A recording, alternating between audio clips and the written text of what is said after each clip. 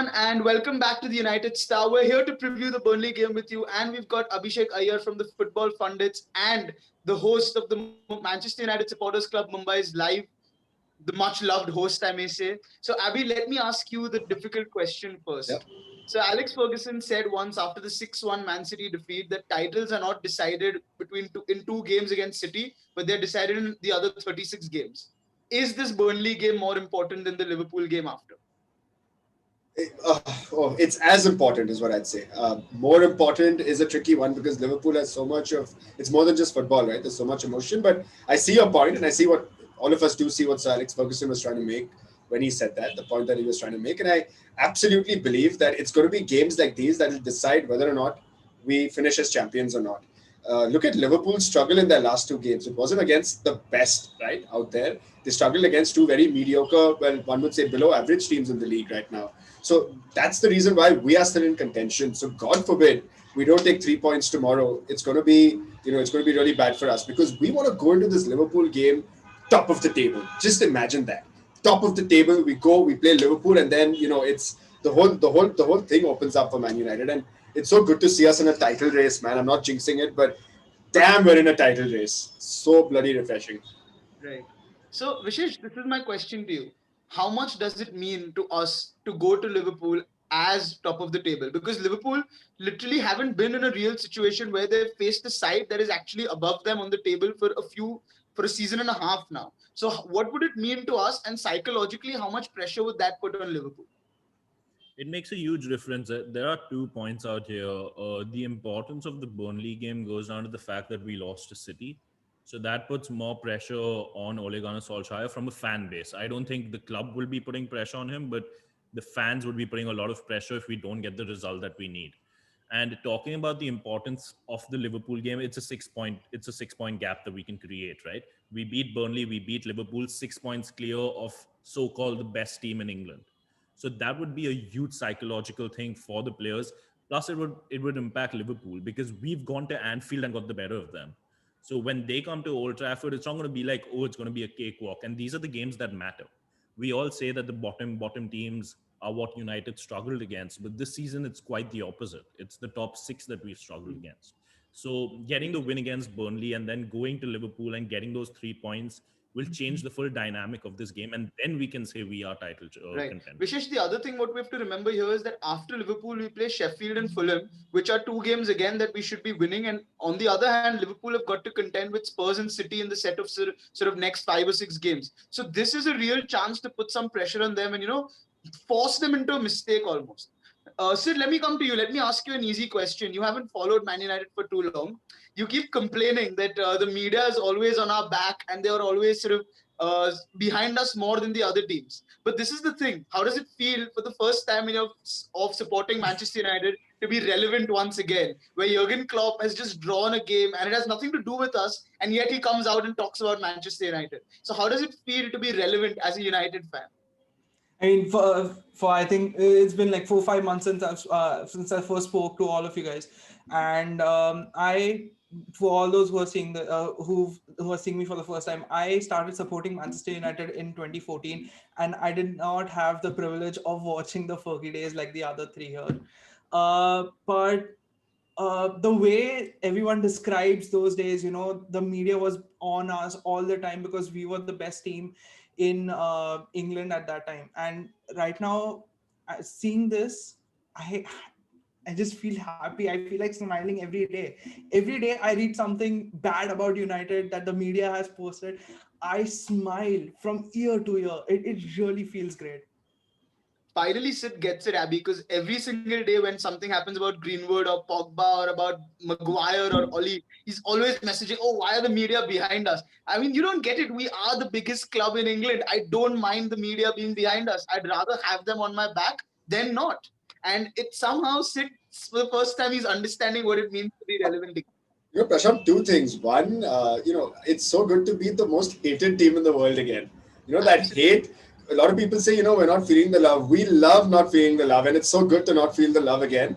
What I really liked about what Sid said, because it really, really brings back memories of how we used to feel under Sir Alex Ferguson, right? it just gives you a reason to smile every single day. I thought he put that very beautifully because that's raw emotion. I remember at the heights of our success, right, when we had won the Champions League, when we, won the league 3 times in a row, even Van Persie that season, that last season when we won the title. I remember every day you had a smile on your face when you thought of Man United.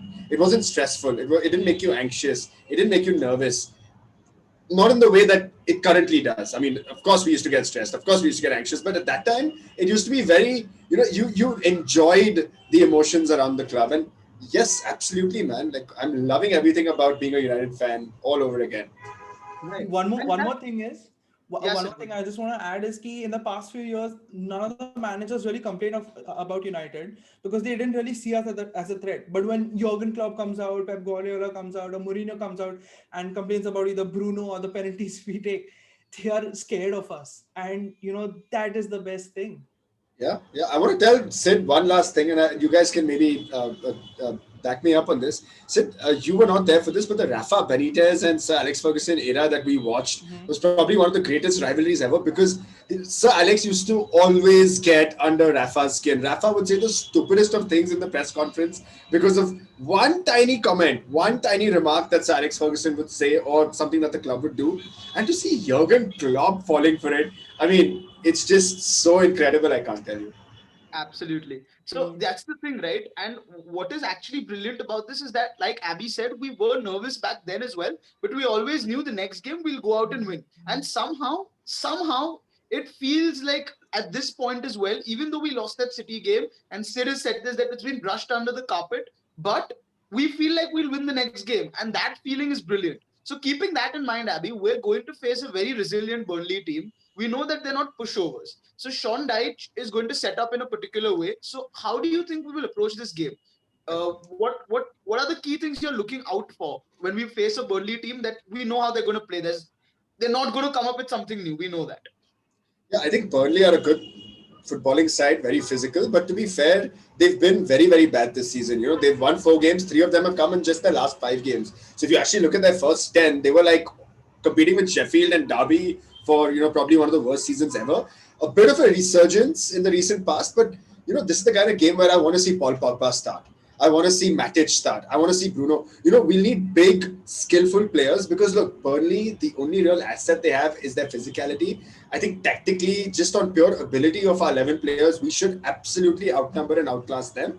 It'll come down to quality though. So, a Burnley it's not going to be a game anything like Leeds. It's going to be nothing like, we might even come away with a 1-0 or just about a 2-0 that wouldn't represent a true 2-0, right? It'll be a hard one to fight. But that's where I think you need to play a Paul Pogba. And I'm throwing his name out twice because I know it's a very sensitive issue right now. But I just think if you look at the Paul Pogba issue right now, let's look at it like we did with Ronaldo's last season. We know he's going to leave. Let's just take the best out of him. He's in a good mood. Club's in a good mood. The fans don't mind it. Let's just do it. I think he could be very important for us, along with Matic and Bruno. Although I do have a feeling McTominay will start because captained against Watford, had a great game, man of the match. Yeah, yeah. Vishesh, I think Abby raises an important point that it is going to be a physical game. Now, one of the problems that sort of we've had is like dealing with big, strong defenders. Now, Burnley have got Tarkowski and Ben Mee, who are probably one of the best, two of the best in the league at sort of clearing balls and putting in that hard tackle. Do you see Edinson Cavani playing an important role in this game? He is back, or would you save him for the Liverpool game completely? Because let's face it, an injury against Burnley can happen at any point. I think Edison Cavani has to play for multiple reasons. I think he's got the break that if you say that he's old and he needs a break, he's got that break. But that being said, he's against Nick Pope, and according to me, the most accurate and lethal finisher at the club right now is Edison Cavani. I don't think Martial's in his best perform. Rashford has been scoring, but we've discussed he hasn't been that great a finisher recently. So I think having Edison Cavani up front would be needed, and you need to take the risk. I mean, you cannot reserve all your players. I heard reports that Luke Shaw, Lindelof, and Pogba may miss out for the game against Burnley. So now, if you're going to have them sitting out, you cannot have the likes of Edison Cavani also sit out. We saw how one level below Manchester United B team is against the likes of Watford. And we cannot play a similar team just because we want to go ahead and win against Liverpool. So we have to go all guns blazing, and I think Edinson Cavani is the perfect fit for that right now. Right. Sid, so you've heard both Abby and Vishesh. What would your sort of starting 11 be? So I would obviously start with David De Gea and goal, and I think we really need to go with our first team here, because if we get those 3 points, we go to Anfield with with a 3 point lead, and even if we nick a draw there, we are still top of the table. So I think 3 points against Burnley is absolutely crucial, and for that I think Ole has to start the first team. So for me, it has to be David De Gea and goal. Um, I'd say Luke Shaw and Wan Bissaka are definitely going to be the fullbacks. I But would Luke Shaw love, said, Luke Shaw, Oli has come out and said, is apparently injured. So we're not sure. but wasn't he back? Didn't he also No, say he just they're all recently fit? came out and said. But anyway, we'll see.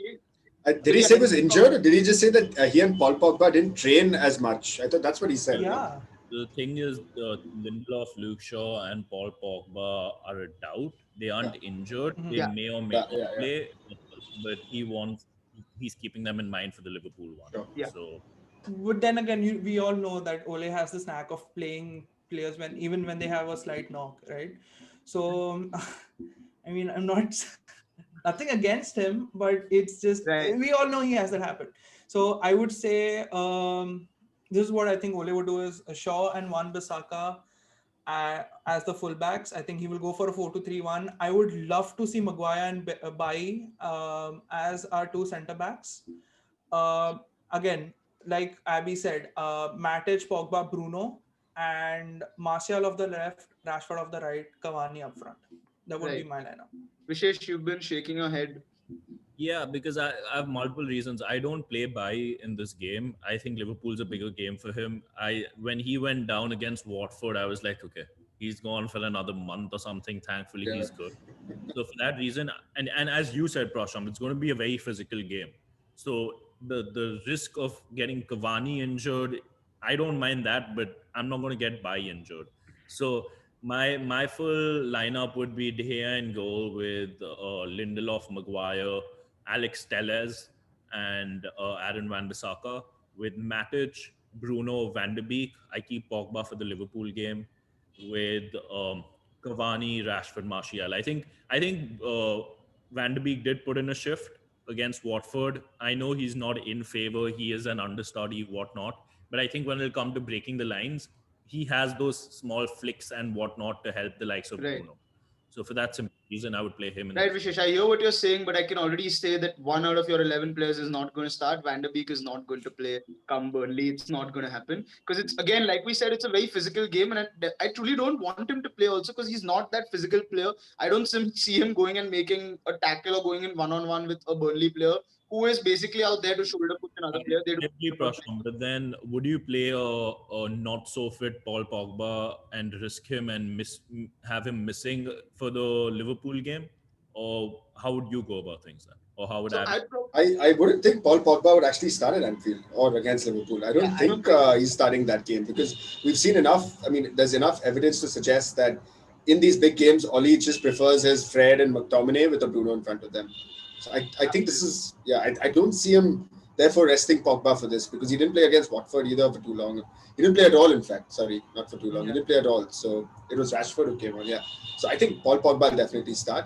Um, if I may add or do this, the thing with Donny van der Beek, while I agree with the physicality aspect, right, of his game, I still think he might have some minutes. If we're going into the 70th minute and it's 0-0, then we might need to break them down with slightly more intricacy, in passing. And I think that's where Donny might come in. For maybe we might even sacrifice one of Martial or Cavani or Rashford for that to play a slightly narrower system where we penetrate through the center. So depends, I think, on the game, but I won't underestimate Donny van de Beek's importance, at least off the bench in this game. Yeah.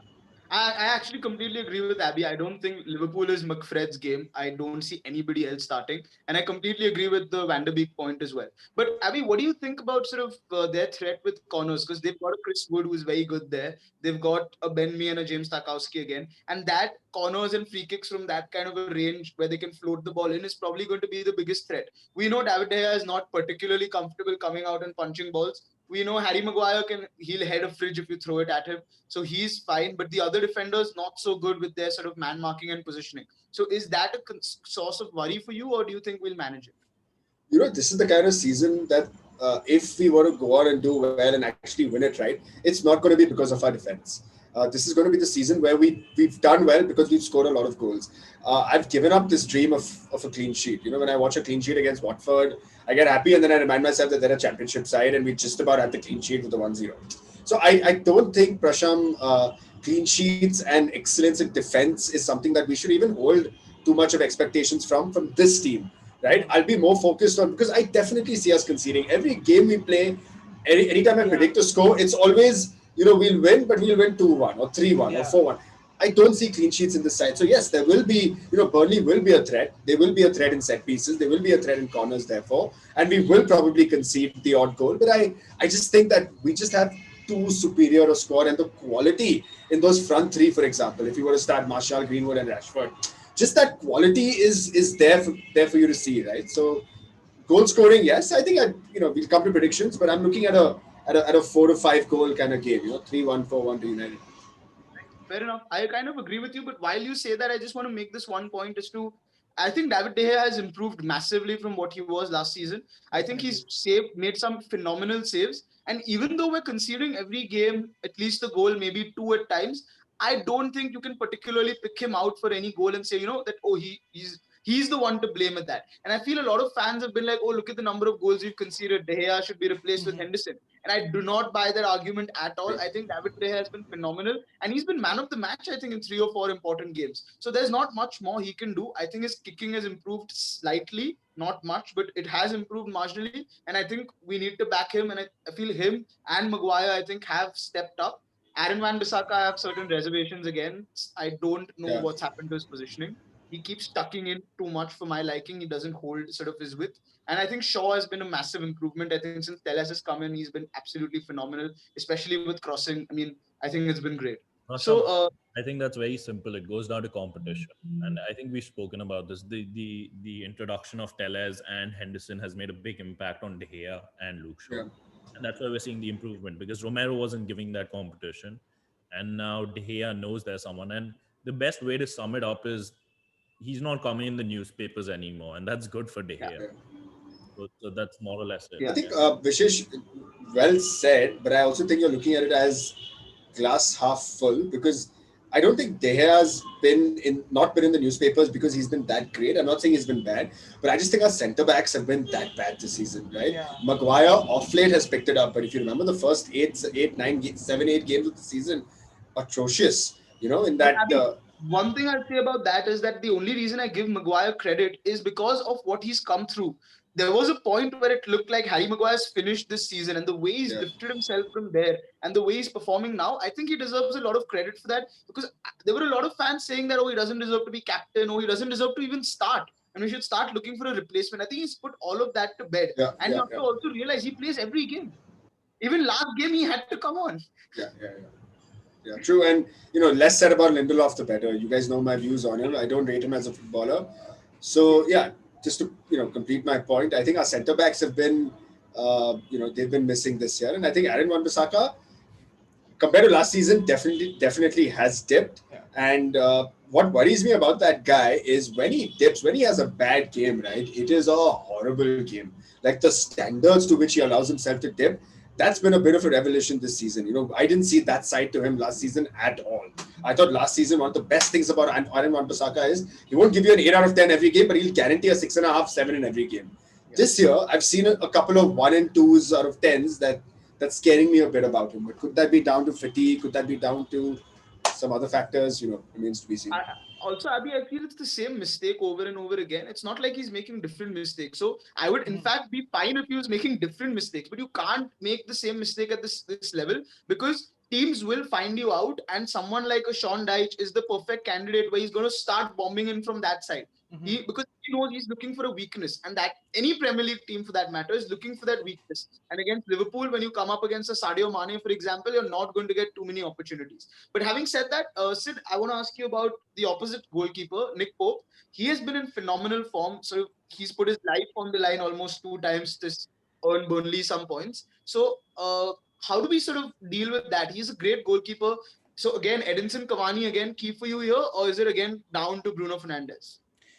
I think definitely Edinson Cavani is definitely key here because, like Vishesh said, he's one of the most he's the better attacker in our team. You know, out of Martial, Rashford, and all, he's the more he is the better attacker. So I think Edinson Cavani is definitely the key here if you want to beat Nick Pope. Right. So Vishesh, let's move to some predictions. What do you think the score is going to be, and who is going to be the player of the match? I mean, Bruno again, or someone will step up? I think it would be 1-0 to us. I think it'll be Edison. I just think it's going to be a game where we know we have to win, and the pressure will be on the boys. But added to that, the keeper on the opposite side, I just love him. I'd do if we didn't have Dean Henderson, that's the heir to David De Gea for me. So I see him making some phenomenal saves. I see our defense stepping up for this game, knowing how important it is. And I think the main man will be Edison Cavani because he needs to Right. finish. You say that, Vishesh, but in the eyes of the England manager, he's not even competing for the number one spot. But I anyway, mean, Sid, what are your predictions for the game? What do you think? What way is this going? And who's your key player? I have so many score lines in mind. All of them could. All of them could happen. But uh, the one that's actually like Abby said, that our defense is kind of leaky and we tend to concede goals. So I think it's going to be a 2-1 win for us. Right. And player to watch out for you, Cavani as well. Yes. Right. So Abby, last season when we needed a win in this kind of game, we drew or we lost. So do you think we can actually go out and put that behind us and win this one? This season, every time Ole Gunnar Solskjaer has needed a win, he's gotten it. A couple of times it was when his job was apparently on the line, he's gone and gotten it.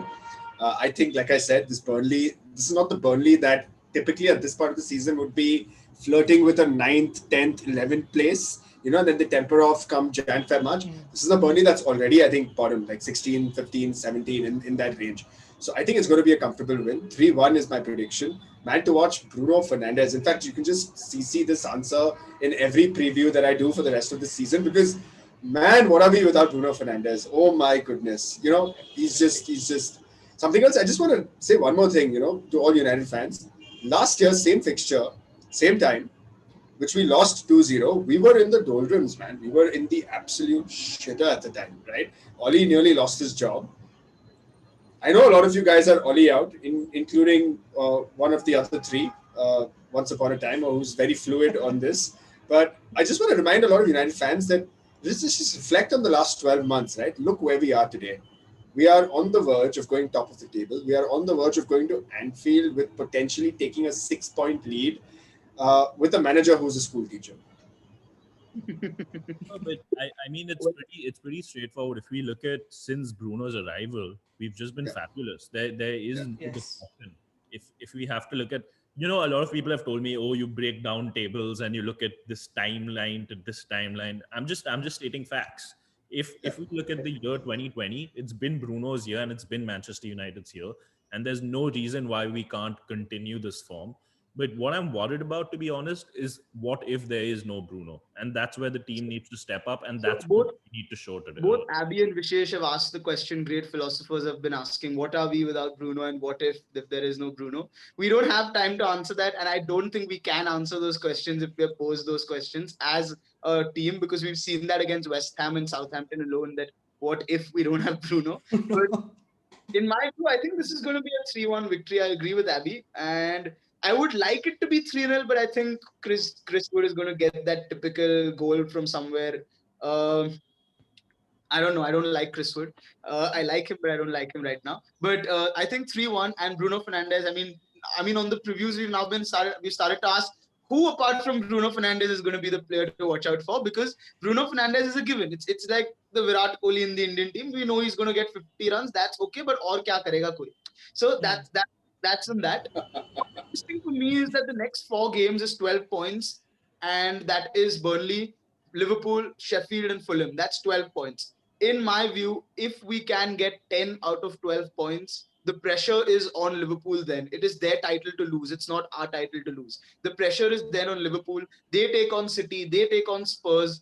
We can actually, if we force them into mistakes, if we put that psychological pressure on them, this is actually possible. And let's see where we go. Let's take it one game at a time. The last time I said we need X number of points from X number of games, it happened. The second time I said it happened. If we do this 10 out of 12 points this time around, I think anyone who's also just joking right now about Man United being in a title race will have to take us seriously. And anything can happen. One of my friends put it the best. If by the end of Feb we're in a title race, it'll come down to an endurance test. It is not about football then, with the number of games that are there. And if we can win an endurance test, we will be Premier League champions. So thanks, Abhishek, for joining us. Guys, do check out the football Fundits. Do check out the Manchester United Supporters Club Mumbai. You tune into their lives before the games. You'll see us there also at times if Abby is kind enough to accept us. And it's a bit fun. All the time. It's genuinely a lot of fun to listen to. So check them out. The links are in the description below. And we'll see what happens. We'll see you all in the review. And glory, glory, Man United. Hey guys, thank you so much for watching our video. If you do like it, please click on the thumbs up and please subscribe to our channel. Click on the bell icon to get daily notifications from the United Star. Follow us on Instagram at the.UnitedStar and we will see you soon.